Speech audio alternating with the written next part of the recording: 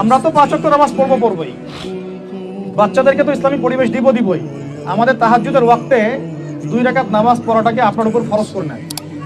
তাহাজ্জুদের ওয়াক্তে অন্তত 2 রাকাত নামাজ পড়াকে আপনার আমার উপর ফরজ করে নেন, যদি ওটা ফরজ না, ফরজ করে নেন। কারণ ওই সময় দোয়া যেগুলো করা হয় আল্লাহর কাছে একদম সরাসরি কবুল হয়।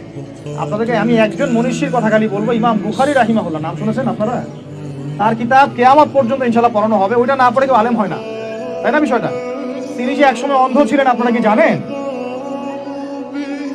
তিনি যে একসময় চোখে দেখতে পারতেন না, আপনারা কয়জন জানেন? তার মা তাহাজ্জুদের ওয়াক্তে আল্লাহর কাছে কান্না করতে করতে করতে করতে, আল্লাহ আমার ছেলের চোখটা ভালো করে দাও, আল্লাহ আমার ছেলের দৃষ্টিশক্তি ফিরায় দাও, আল্লাহ আমার ছেলের দৃষ্টিশক্তি ফিরায় দাও। মায়ের এই দোয়া আল্লাহ পাকের আরশ পর্যন্ত পৌঁছে দেয় অলৌকিকভাবে, মিরাকুলাসলি।